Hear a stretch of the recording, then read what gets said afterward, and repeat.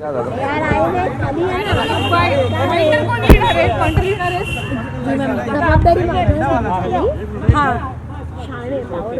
नेता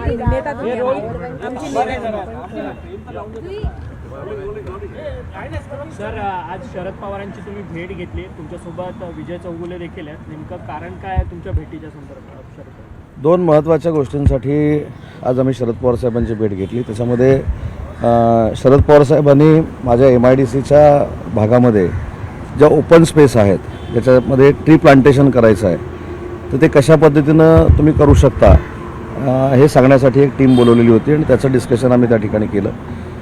दुसरी महत्त्वाची गोष्ट होती की मी असेल, विजयदादा असतील, आम्ही अखिल भारतीय नाट्य परिषदेवर काम करतो.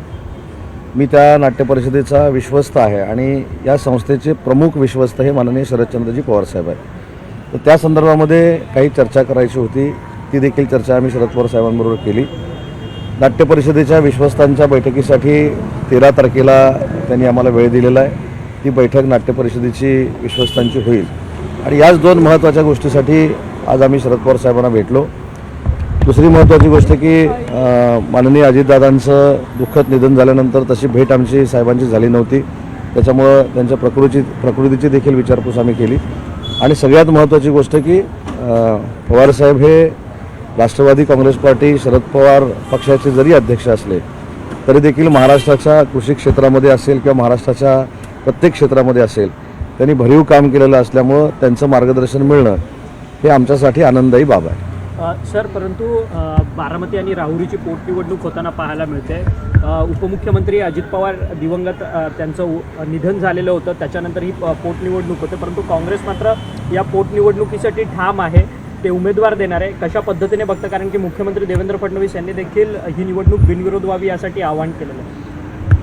ही निवडणूक बिनविरोध व्हावी ही माननीय एकनाथ शिंदे साहेबांची देखील शिवसेना म्हणून भूमिका आहे. आता काँग्रेस कशा पद्धतीनं पुढं जातं, कशा पद्धतीनं मागे येतं याच्यावर सुतोवाच संजय राऊतांनी केलेले आहेत, त्याच्यावर मला जास्त काही बोलायचं नाही. परंतु अजितदादांनी अनेक वर्ष काँग्रेसमध्ये देखील काम केलेलं होतं, काँग्रेसचं देखील नेतृत्व केलेलं होतं.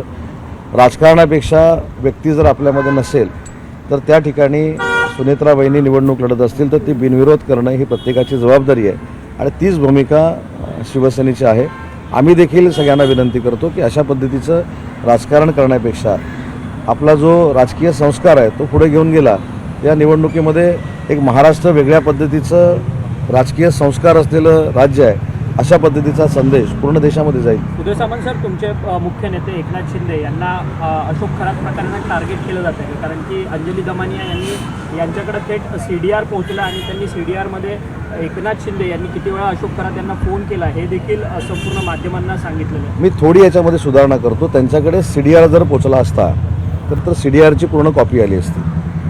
JW मेरियट नावाच्या हॉटेलच्या लेटेडवर इंग्रजीमधनं काही लिहिलेल्या गोष्टी आहेत आणि त्यांनी देखील अंजलीताईंनी देखील काल खुलासा केला आहे की अज्ञात अनोळखी व्यक्तीने त्यांच्याकडे दिलेला आहे. तर याच्यामध्ये बाकी चर्चा करण्यापेक्षा मी काल देखील सांगितलं की अशा आरोप प्रत्यारोपावरनं माननीय एकनाथ शिंदे साहेबांचं कर्तृत्व हे काही कमी होणार नाही, नेतृत्व कमी होणार नाही. उलट जनतेला ज्या पद्धतीनं एकनाथ शिंदे साहेब भावतात त्याच्यामध्ये वाढच होईल.